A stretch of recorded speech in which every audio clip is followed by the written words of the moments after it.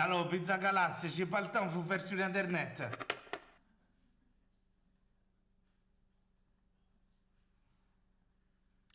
Hello everyone, and maybe for some, for the third or Bonjour à fourth time tous. today, I don't know. Alors, How, ça fait peut-être la you have, deuxième ou troisième fois que je vous salue aujourd'hui. Welcome to the 24th Bienvenue edition of the Neuchâtel International Fantastic Film Festival. Bienvenue à cette nouvelle édition So, to du wrap up, NIF. this first day of the Imaging the Future Symposium, we are diving Nous into the VFX allons production maintenant of plonger dans la the production Body Problem TV series. VFX de la série télé Le problème à trois corps. Donc, nous allons explorer la création numérique et les nouvelles technologies, les techniques innovantes dans la production audiovisuelle. Et c'est donc ce que nous allons faire. Si vous avez lu les livres de Liu Cixin, vous savez que c'est un travail très ambitieux. Nombre des artistes avaient envie de relever le défi. Nous sommes donc ravis d'introduire et de présenter Michael Schlesinger, qui travaille chez Pixomondo. Je souhaite également remercier Vincent Frey de nous avoir aidés à organiser cet événement. Je vous demande maintenant à toutes et à tous de souhaiter la bienvenue à Michael Schlesinger. Hey, good evening everyone. Bonjour à toutes et à tous. Je vois que vous êtes nombreux. Je suis ravie de vous voir aujourd'hui. Ce n'est pas un match de football. Il n'y a pas de match de football et c'est la raison pour laquelle peut-être il y a autant de monde présent. Parlons un petit peu maintenant du problème à trois corps.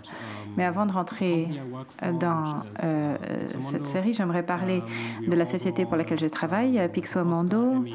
Nous sommes une production virtuelle qui a gagné des Oscars, Emmy, BAFTA et VES. Société de visualisation et de VFX. Nous avons établi notre société donc en 2001. Il y a plus de 600 artistes et personnels qui travaillent pour la société de par le monde, 7 studios dans le monde et 2 volumes LED. Donc à travers les États-Unis. Les studios se trouvent à Los Angeles, Vancouver, Montréal, Toronto, Stuttgart et en Europe, ils se trouvent à Francfort, Stuttgart, Londres. Moi-même, je viens de Francfort.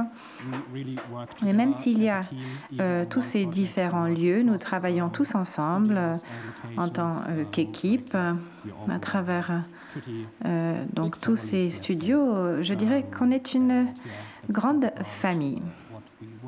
Voilà, nous allons parler maintenant de ce sur quoi nous avons travaillé récemment. House of the Dragon, saison 2.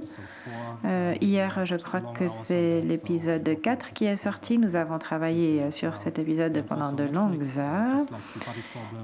Et puis, il y a aussi eu The Last Airbender sur Netflix, Damsel, The Boys, saison 4, Strange New World, qui a également bien fait bénéficier de nos productions en Amérique du Nord. Il y a également Winning Time de HBO, The Color Purple, la couleur pourpre, et puis bien évidemment le problème à trois corps. Je vais maintenant vous présenter quelques petites images de notre studio Pixomondo.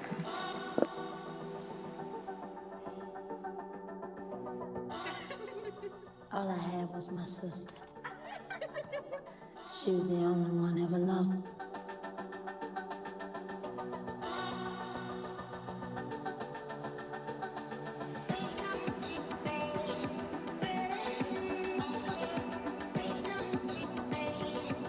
Let's buck up, Soldier Boy!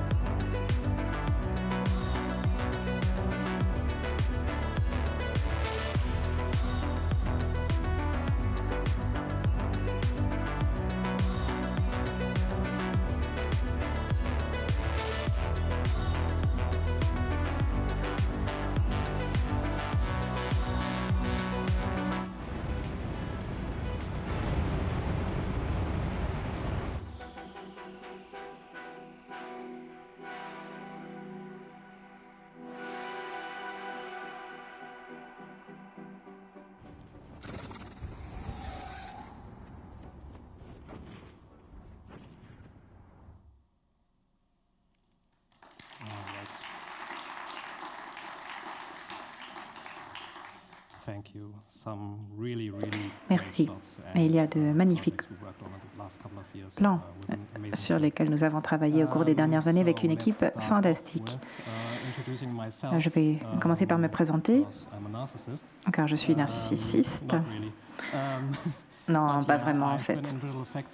Je travaille dans les effets spéciaux depuis à peu près plus de 10 ans, 5 ans que j'ai passé chez Pixomondo. Donc je suis composeur principal chez Pixomondo. J'ai travaillé sur de nombreuses choses, mais également sur la supervision de plateaux. J'ai eu envie de travailler sur de plus grands films et donc j'ai commencé à travailler chez Pixomondo en tant que compositeur. Je suis compositeur principal et je suis compositeur principal aussi sur le problème à 3 corps. Donc c'était très intéressant de travailler là-dessus car il y a une grande variété car souvent on travaille par exemple uniquement sur les environnements ou les dragons, mais ici on a donc par exemple travailler sur des accidents de voiture, sur des lancements de fusées, des explosions nucléaires dans l'espace. Donc, vraiment une grande variété d'éléments de travail qui a rendu ce travail très intéressant, joyeux, jamais ennuyeux. On travaille un jour sur, par exemple, la chair, sur les muscles, et puis le jour d'après, on travaille sur les explosions. Alors, j'aimerais commencer par vous parler des effets invisibles que nous avons fait au début. Donc, lors du premier épisode, il y a une scène où les personnages sont dans un environnement de code, tandis que ce n'est pas le cas des acteurs réels.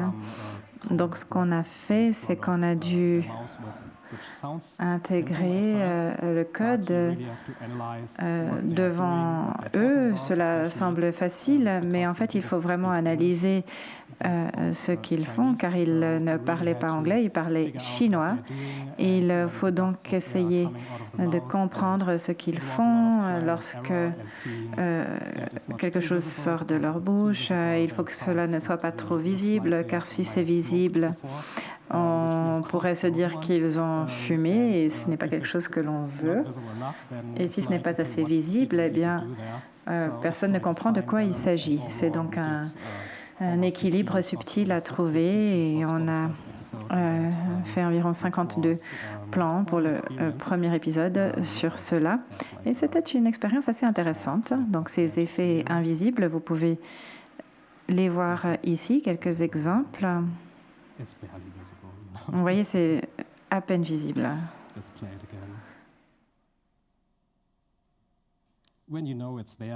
Si vous savez que ces effets sont là, eh bien, vous pouvez les voir. Vous pouvez les percevoir. Lorsque le superviseur dit « il faut pouvoir percevoir ces effets », eh bien, voilà, vous en avez l'un ici. Un autre maintenant, la création du palais noir. Donc, dans la série, il s'agit du siège de l'Agence des renseignements stratégiques à Londres. Donc, ce qui s'est passé, c'est que nous avons reçu donc une plaque de Londres, donc près du pont du London Bridge. On a le fleuve. Et puis, on a dû créer ce monolithe noir que vous voyez ici, sans fenêtre. Mais nous avions beaucoup de bonnes références. Donc, le béton, par exemple, que l'on voit sur le côté, sur les bâtiments du côté, ou les fenêtres qui existent sur les bâtiments autour. Donc, les références, vraiment, c'est la clé pour rendre quelque chose de crédible. Et nous avons tout un dossier avec les références dont nous avons besoin pour tourner un plan. Voilà, ça c'est ce que nous avons fait pour cette boîte noire. Et puis l'autre effet invisible, c'est le fil nano. Ça a l'air simple. Dans cette séquence, l'un des personnages clés, Augie, est en train de développer ce câble nano.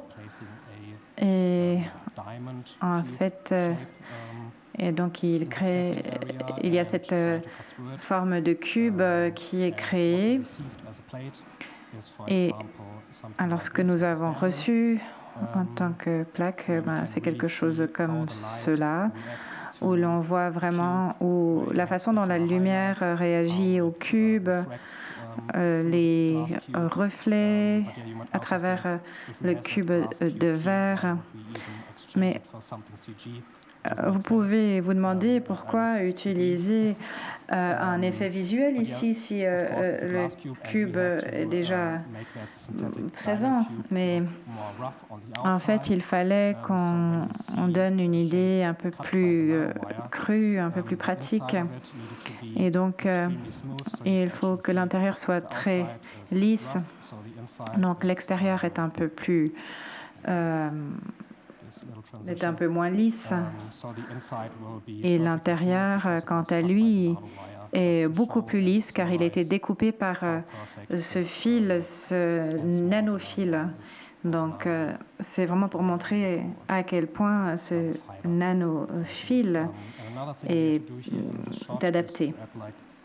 Ce qu'on a dû faire également, c'est ajouter des petites lumières sur le côté du cube pour montrer l'effet de friction, l'endroit où ce cube a été découpé.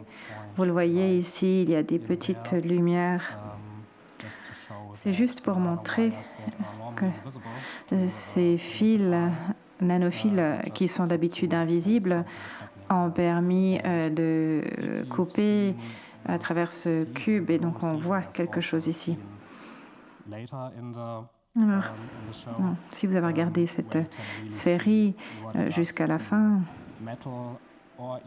vous comprendrez ce que ce nanofil peut faire au métal et même aux humains. Donc, si vous aimez le gore, n'hésitez pas à regarder ces épisodes. Ici, nous avons une autre scène que nous avons faite. Pour vous montrer un petit peu ce que nous avons fait, nous avons créé 2 cubes, l'un qui est plein et l'autre qui est découpé. Et vous voyez donc les différentes pièces, les différentes parties de ce cube. Et vous voyez également que l'intérieur que vous voyez ici n'est pas, ou plutôt est plus lisse que l'extérieur. N'est pas aussi brute que l'extérieur. La diapositive suivante. Donc ça, c'est un plan unique, en fait 2 plans. Mais je souhaite simplement dire cela car sinon personne ne sera au courant. Cela intervient un peu plus tard dans la saison. Nous avons dû agrandir la foule. Il y a l'un des personnages principaux, la nuit, qui est dans sa maison sur la plage, qui regarde la plage et ce qu'il voit, c'est un groupe de personnes ou une foule qui est presque à terre et qui regarde quelque chose dans le ciel et ce sont donc les aliens. Voilà, je suis désolée, je vous en dis peut-être un peu trop. Et ici, il y a différentes approches à ce que l'on peut faire. Alors, on peut simplement avoir une douzaine d'extras sur le plateau, mais ce n'est pas forcément facile à mettre en place. On peut également avoir une poignée de personnes et utiliser uniquement des plaques, donc une plaque avec les personnes sur la plage et puis ensuite une autre prise avec ces autres personnes qui vont ailleurs et ils prient et puis ensuite ils vont dans un autre endroit et puis ensuite on met tout cela ensemble. Ensuite, il y a une autre façon de procéder qui prend un peu trop de temps et nous n'avions pas ce temps à disposition. Donc la modélisation de la croûte, la foule, la texture, l'animation, l'éclairage, la composition. Et notre département 3D était déjà très occupé. Donc ce que nous avons décidé de faire, c'est de demander à certains membres de notre équipe s'ils étaient libres. Et puis ensuite, on a pris une caméra, on les a mis dans la cour de notre bureau et on leur a demandé de s'agenouiller sur le sol et de prier pour les dieux du VFX pour que cette série marche. Et c'est ce que nous avons fait. Et je pense que les autres personnes qui travaillaient dans notre immeuble se sont posé quelques questions, mais voilà, c'est ce que nous avons fait. Nous avons fait cela nous-mêmes. Et voilà, vous avez le résultat. Donc à gauche, nous voyez nous à terre en train de prier, et puis à droite, vous voyez les personnages. Personne ne saura jamais comment nous avons fait cela, à part vous, ou les personnes qui regardent cette vidéo YouTube. Mais les personnes qui sont là sauront ce qui s'est passé. Voilà. Ça, c'est une petite anecdote et c'était un très bon moment passé avec l'équipe. Diapositive suivante, origami, une séquence où l'un des personnages principaux, Will, j'en ai parlé tout à l'heure, il s'est rendu compte il y a quelques épisodes auparavant qu'il était malade et qu'il allait mourir. Et nous avons dû faire une séquence de rêve où il est assis et il peint un bateau, l'océan, la pluie. Et il fallait que cela soit crédible. Et parfois, j'aime lire les retours que l'on obtient du client. La séquence de rêve doit créer un certain sentiment chez le public. Il faut qu'on suggère qu'il fait face à des défis à venir, mais il faut toutefois qu'il reste de l'espoir pour montrer qu'il va surmonter ces difficultés. Et c'est quelque chose qui est très joli, je trouve. Comme vous le voyez ici, dans cette scène, qui est très stylisée, mais bien entendu, c'est une séquence de rêve. Il fallait toutefois qu'elle soit crédible, mais également stylisée, tout en étant réaliste. Et bon, il faut toujours trouver le parfait équilibre. Et la première chose que nous avons reçue, c'est cette plaque. Et comme vous le voyez, il n'y a pas d'eau, il n'y a pas de brouillard, il y a simplement ce bateau en papier qui est en fait en plastique avec le personnage qui est assis à l'intérieur. Donc, la première chose que nous avons faite, c'est de créer notre propre petit bateau en papier qu'on a filmé dans le bon angle en tant que référence. Comme je l'ai dit tout à l'heure, les références, ce sont tout afin de pouvoir avoir des correspondances. Et si vous avez besoin d'un bateau en papier, eh bien, on ne le fait pas uniquement d'après ce qu'on pense être un bateau en papier, mais on fait référence à donc des références. On travaille avec notre département de modélisation, notre département d'ombrage, afin qu'ils comprennent comment le papier interagit avec la lumière, les reflets, d'où vient la lumière. Il y a également des mots qui sont écrits sur le papier, comment ces mots interagissent avec la lumière qui passe à travers le papier, et donc l'apparence de ces mots est un petit peu différente. Ce sont des choses pour lesquelles les références que nous avions ont été très utiles. Et donc nous avions cela. Ensuite, j'ai donné des éléments aux artistes afin qu'ils puissent avoir des références et établir des correspondances. Donc là, vous voyez sur cette image, on peut déjà utiliser ici toutes les références de lumière. Donc vous voyez l'avant et l'après. On voit que les valeurs du bateau ne changent pas tellement. C'est la forme qui est un petit peu différente. Et puis bien entendu, le bateau est sur l'eau et tout l'environnement est différent. Donc, en fait, c'était un plan complètement fait avec des effets spéciaux, donc numériques. Mais si on utilise uniquement les images de synthèse, c'est parfois un peu trop parfait, et donc j'aime bien utiliser des éléments dans les bibliothèques que nous avons. Donc Action VFX, ça c'est une bibliothèque que nous utilisons beaucoup. Là, nous l'avons utilisé pour l'avant-plan, pour ajouter un effet de vent sur l'eau. Et cela aurait pris beaucoup de temps de le faire avec uniquement des effets spéciaux. Donc, en fait, on a décidé d'utiliser ces techniques. On a aussi utilisé la pluie.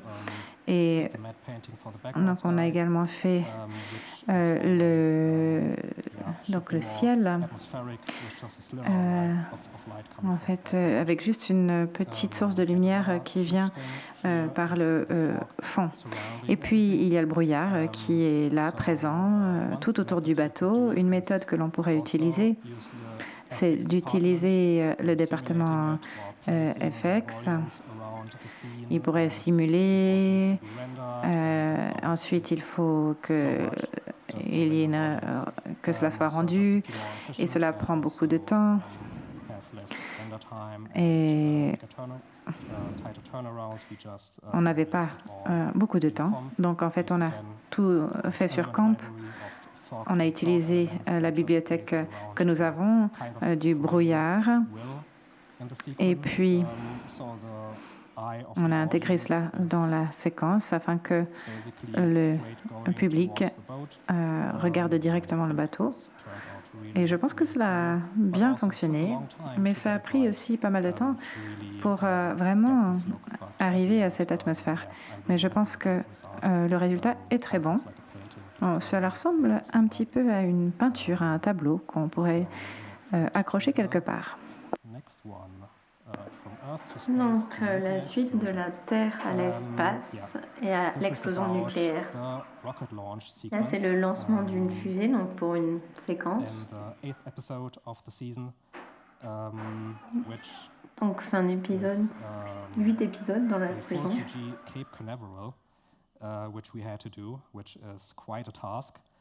Donc c'était une sacrée tâche et ça nous a pris relativement longtemps avec toutes les simulations, tous les tests qu'il y a à faire, mais également donc avec notre département qui a dû créer les différents assets pour cela. Il fallait aussi qu'on ait une bonne base avec des images satellites. On en a eu beaucoup et on les a utilisées énormément pour avoir justement le bon positionnement des bâtiments, les forêts ou également les rues, etc. Donc c'était une très bonne base et on a modélisé des dizaines, en fait je ne sais pas combien en réalité, peut-être même 100. Donc avec des assets uniques.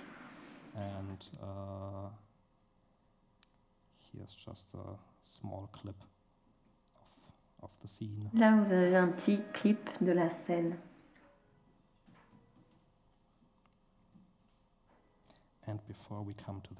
Et avant de passer à cela, j'aimerais également vous parler des effets spéciaux de la séquence. C'est pas mon département en réalité, mais nous avons des personnes très expérimentées avec les effets spéciaux, justement, avec Games of Thrones, les flammes des dragons.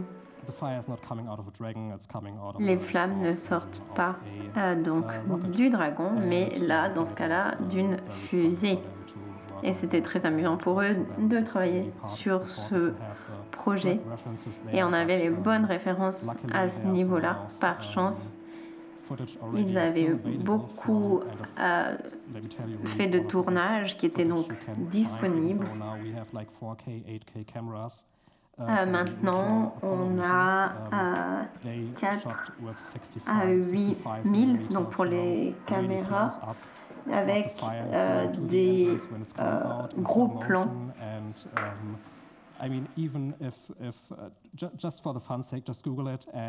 Pour les fans, regardez sur Google, c'est vraiment incroyable la violence justement de la fusée qui décolle. C'est vraiment cool et fascinant. Donc on a utilisé tout ce matériel en guise de référence. On a donné beaucoup donc de couches à ce département. Moi, je ne suis pas de ce département-là, comme j'ai déjà dit. Mais on avait des plans 5 à 10. En fin de compte, on a dû faire donc à la fois en composition, décomposition, les placer dans les environnements.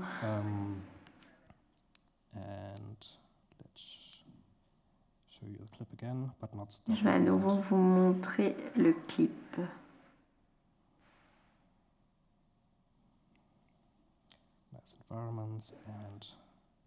Donc là, vous avez l'environnement.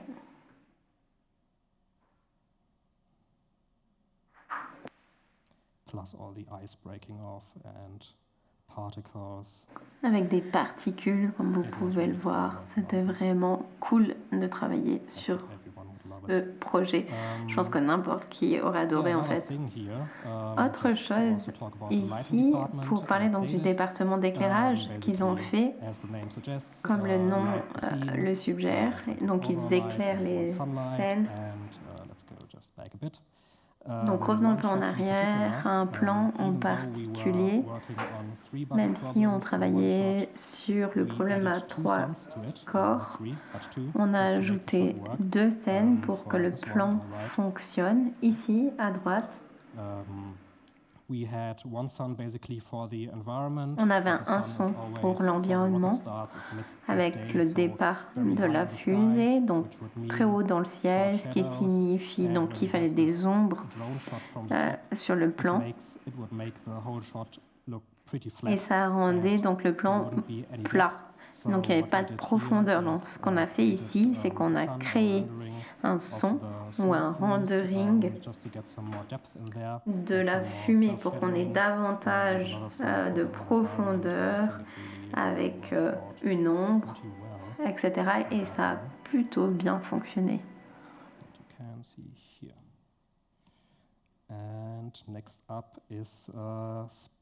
Et ensuite, on passe à l'espace. Lorsque la fusée est lancée dans l'espace, c'est toujours amusant de travailler sur des lancements de fusées parce que beaucoup de gens aiment Star Wars, donc le premier, l'original. Donc beaucoup de personnes se sont lancées dans une carrière cinématographique parce qu'ils ont vu ces films. Par exemple, Le Seigneur des Anneaux aussi. Donc c'est toujours très amusant de travailler là-dessus. Il y a tellement de films à ce niveau-là. C'est très difficile de différencier ce qui est réel de ce qui ne l'est pas. Le public est tellement habitué aujourd'hui aux films dans l'espace qu'ils ne savent pas vraiment à quoi ressemblent des photos de l'espace. En tout cas, au début, on essaye de faire en sorte que ce soit le plus réel possible et utiliser des photos de l'espace comme référence. Mais vous verrez plus tard qu'on a dû réduire un peu. On avait un peu moins de liberté. Mais dans cette séquence, le premier plan, lorsque la fusée entre dans l'espace, on voit donc la fusée qui s'éloigne de la Terre. La Terre est également en composition. Donc ça a été fait par notre département 3D. Il y a de très belles textures qu'on a utilisées de la NASA et qu'on a projetées pour pouvoir créer l'atmosphère autour de la Terre. Et également la texture des nuages, et on a cette profondeur. Ici, quand vous êtes plus proche de la Terre, vous voyez qu'il y a une certaine profondeur et des ombres. En haut à gauche, c'est une photo, mais on doit quand même essayer justement d'avoir un rendu avec davantage de profondeur. Là, c'est lorsque la fusée donc, sort de l'atmosphère de la Terre. On avait plus de liberté et des itérations plus rapides avec le mouvement de la Terre. Pour voir dans quelle zone c'est plus visible. Et dans ce cas, ce que le client souhaitait, c'était qu'on voit la Floride. Cela fait sens. N'importe où, même si certaines zones semblaient un peu mieux avec moins d'océan. Donc c'est ce qu'on devait faire et ce qu'on voit ici. C'est lorsque la fusée se désintègre. Donc c'est ce qu'on appelle Ferrero Rocher en interne. C'est la fibre nano.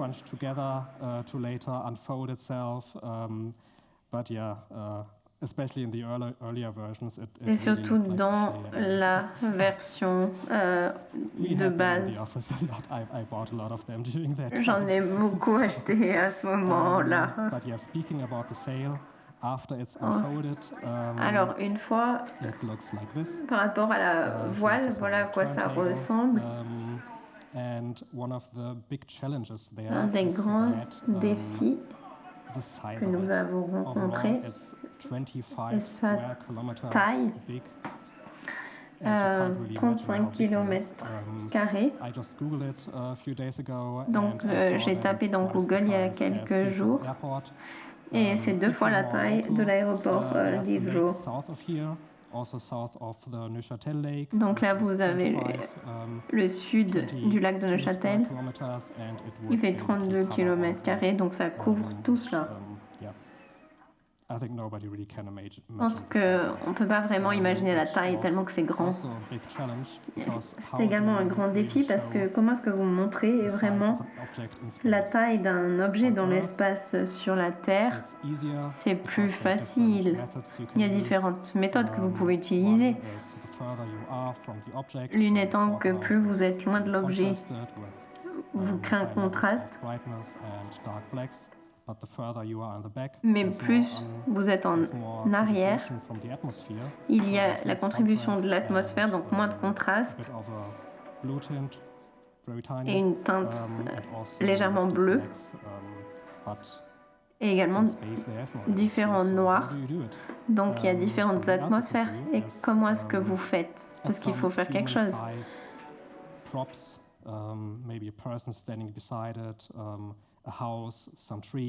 Donc il y a des arbres, ce qu'on aime toujours utiliser. À nouveau, nous sommes dans l'espace. Nous ne pouvons pas utiliser donc des espaces pour cette voile. Donc c'est clair que c'était un défi. On a dû voir comment s'y prendre et prendre des plans de cela. Mais en fin de compte, ça a créé un peu de liberté et on a pu aussi utiliser la méthode où justement il y a quelque chose en arrière, on avait moins de contraste. Là, je crois que c'est ce que vous voyez à droite, au milieu ou en haut à gauche. Donc le fond est très contrasté. Donc la toile de fond est moins contrastée. Parfois, on a des versions avec le même contraste, mais on voit la voile qui est trop petite, on dirait presque une miniature. Mais c'est simplement parce que l'œil humain est habitué à cela. Donc moins il y a de choses à l'arrière, moins il y a de contraste. Donc on a utilisé cela en guise de méthode justement pour être plus précis. Parlons à présent de l'explosion nucléaire dans l'espace. C'était aussi un défi avec beaucoup de choses dans cette série.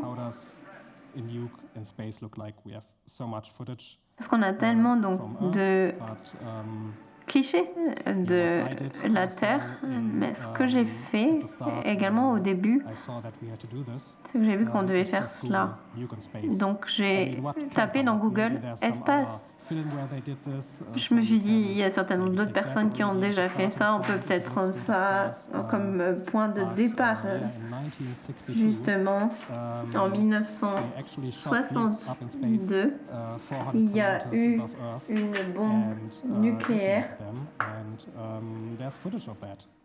Donc je me suis dit, on va faire un photoshot de ça. Donc ça s'appelait Opération Fishbowl. Pas celui-ci à l'écran, mais le premier. C'était très intéressant à voir. Et vous travaillez donc dans le cinéma ou sur les effets spéciaux. Vous êtes certainement dans le cadre de la CIA parce que on est tout le temps en train de chercher des choses sur les bombes nucléaires ou d'autres choses dans ce genre. Comme référence, bien sûr. C'est de la recherche, ce que nous faisons, à des fins de recherche. Oui, tout à fait. Ici, tout ça semble relativement cool. Ici, le troisième, il y a un super effet avec un effet de plasma avec des turbulences. Et le premier a vraiment une lumière brillante. Et là, on a essayé effectivement de combiner les deux. Lorsque nous avons fait les premières versions, on a eu un problème. Parce que ce que vous voyez également ici, c'est en 2 dimensions avec la caméra. Et dans la troisième, la 2D,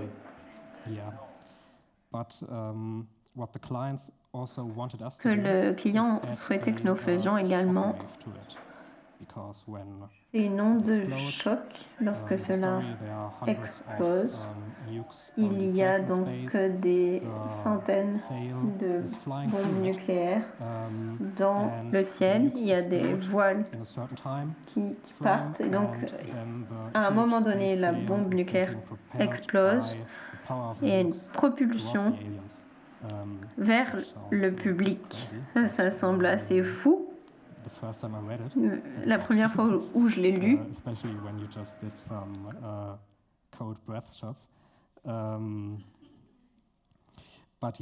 lorsque justement je faisais des plans de code, donc avec des ondes de choc, on voit la puissance. Si vous avez vu des clichés d'ondes de choc ou des ondes de choc dans la vie réelle, vous savez que lorsque vous voyez cette onde de choc, il y a des turbulences dans l'air, il y a donc des frictions au niveau de l'onde de choc.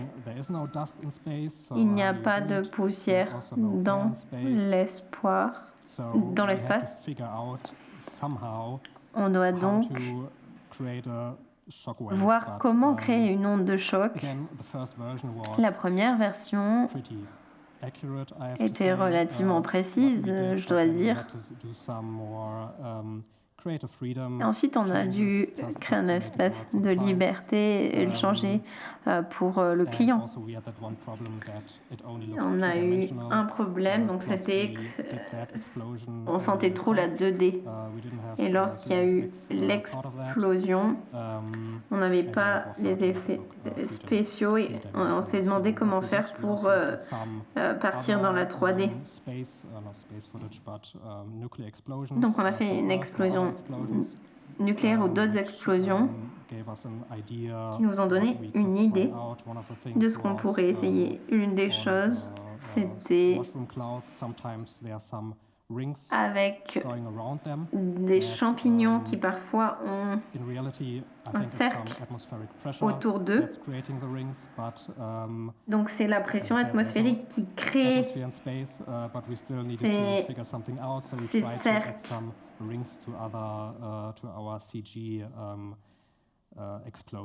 À nos explosions en images de synthèse. Ça fait des sortes de champignons.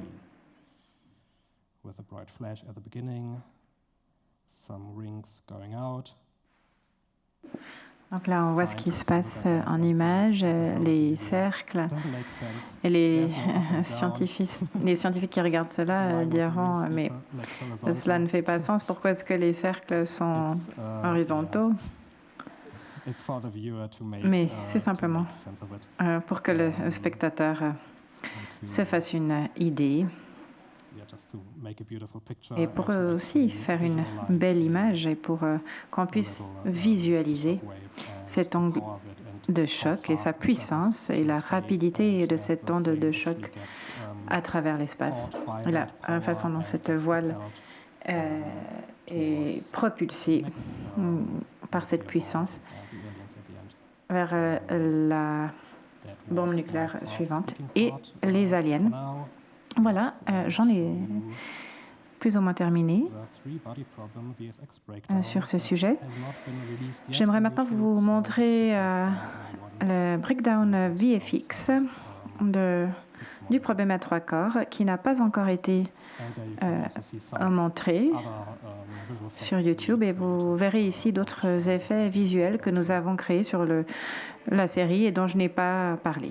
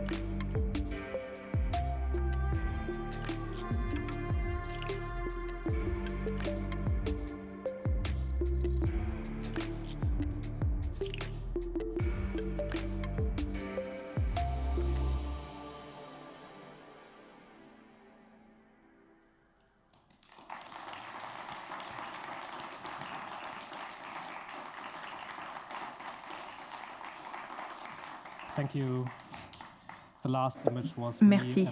La dernière image, c'était moi, à la fin, le dernier survivant dans le bateau. Car à la fin, il ne s'agit que de composer. Tous les autres départements sont déjà partis et il faut livrer le plan. Donc, c'est vraiment l'impression que j'ai eue à ce moment-là.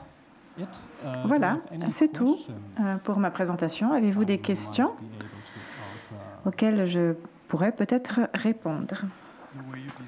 La façon dont vous décrivez votre travail, c'est un petit peu, il me semble, des essais, et puis ensuite c'est le client qui décide ou refuse.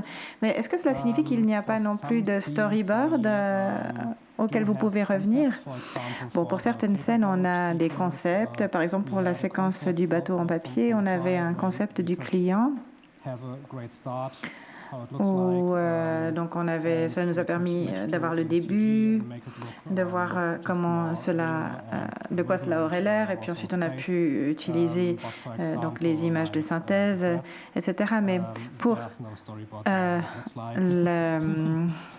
ce code, à travers la respiration, là on n'avait rien, non, évidemment. Pour la séquence dans l'espace, on avait là aussi quelques références et on a pu voir ce que l'on allait faire. Et ça, ce sont nos personnes de Londres qui s'en sont occupées. Mais bon, sinon, cela dépend, tout dépend.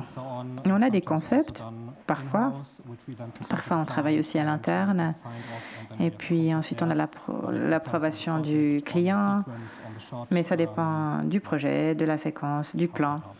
Ça dépend un petit peu. J'espère que je réponds à votre question. Y a-t-il une autre question? Bonjour, merci beaucoup. J'aime bien voir comment votre travail peut être un travail manuel, si je puis dire. Vous avez parlé du plan dans l'espace et vous avez dit que les scientifiques penseraient que ce n'est pas très exact. Alors je me demande si parfois vous avez des instructions pour donc vous dire à quel point les images doivent être précises. Et puis, comment faites-vous quand vous devez créer des effets visuels pour quelque chose qui est vraiment spécifique, pour laquelle vous n'avez aucune référence? Alors pour la première question, si je ne vais pas sur YouTube et si je ne lis pas les commentaires, eh bien, je n'obtiens pas de retour de la part des scientifiques. En tout cas, pas pour les projets sur lesquels j'ai travaillé. Peut-être sur un film de Christopher Nolan où il demande aux scientifiques de construire un modèle d'un trou noir, par exemple. Mais moi, sur les projets sur lesquels j'ai travaillé, je n'ai pas été en contact avec des scientifiques chez Pixomondo. Avant cela, je travaillais dans un petit studio allemand où nous travaillions à l'époque sur des documentaires. Et là, nous étions effectivement en contact avec des archéologues, par exemple, qui nous donnaient des instructions plus précises. Mais maintenant, pour savoir s'il y avait un projet où il faudrait que nous déterminions à quoi quelque chose ressemble en réalité, eh bien on ferait nos recherches. Et surtout si c'est quelque chose qui n'a jamais été fait et qu'il n'y a pas de référence à ce moment-là, il faut être des artistes, c'est ce que nous sommes, et essayer quelque chose qui est agréable à regarder et qui plaît aux clients, et nous l'espérons au public également. Merci. Donc, quel calendrier avez-vous? Quand avez-vous commencé à travailler? Combien d'années avant le lancement de la série Le problème à trois corps? Eh bien, j'ai commencé au début de l'année dernière, à la fin du mois de février de l'année dernière. et nous avons dû rendre tout cela fin juillet, début août, donc c'était assez serré. Vous comprendrez pourquoi nous avons choisi d'utiliser des trucs de comp. Nous avons beaucoup de chance chez Pixomondo d'avoir une équipe très compétente qui peut travailler comme cela, et c'est vraiment génial de travailler avec eux car ils sont très créatifs et j'essaie de leur donner autant de liberté artistique que possible afin qu'ils puissent également intégrer leurs propres idées dans le projet, car c'est beaucoup plus intéressant que simplement de recevoir une tâche et de l'exécuter.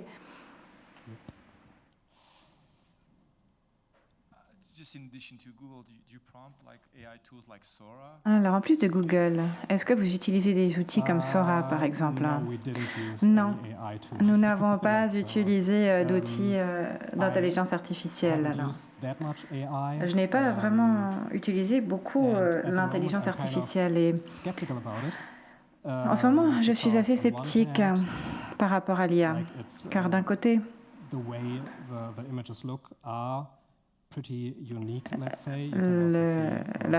le look des images est assez unique. Donc il y a un look bien particulier à l'IA.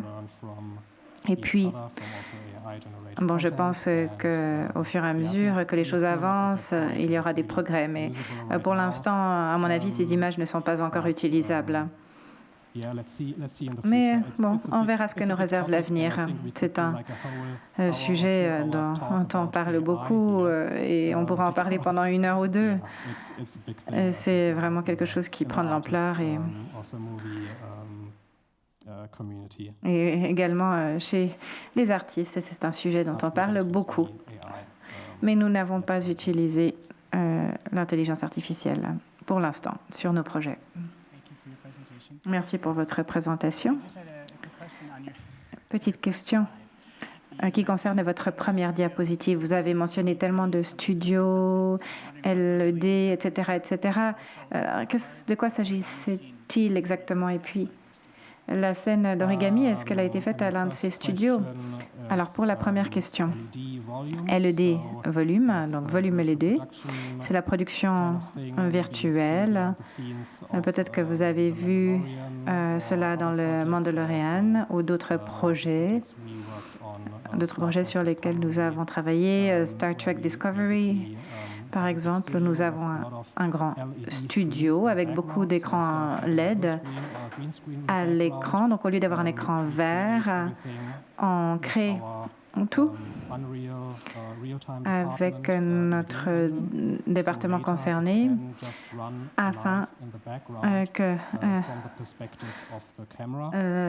l'écran soit là, à l'arrière-plan de la perspective de la caméra. Donc, idéalement, ça peut être utilisé, mais j'ai également travaillé sur des projets où on a dû remplacer absolument tout. Et je ne vais pas donner de nom, mais ça c'est pour le volume LED. Ça c'est pour la première partie de votre question. Et puis deuxième chose, cela n'a pas été filmé à notre studio. Moi j'ai reçu la plaque et j'ai dû voir comment on allait travailler avec cela.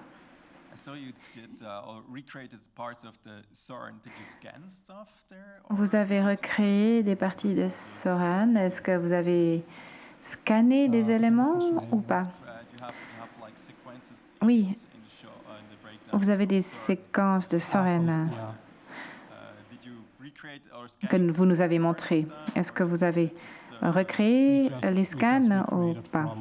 Eh bien, nous avons recréé cela à partir de photos.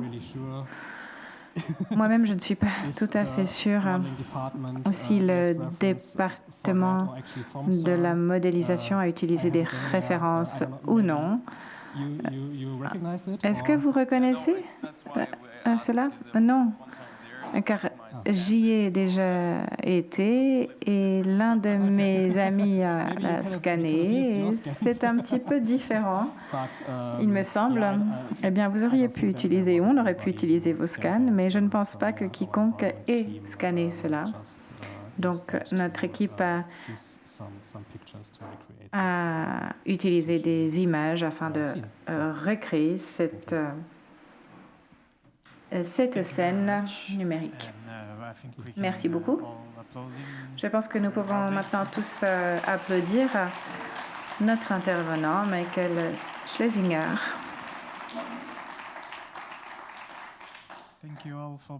Merci à toutes et à tous d'avoir été présents. Je vous souhaite une bonne soirée. Merci.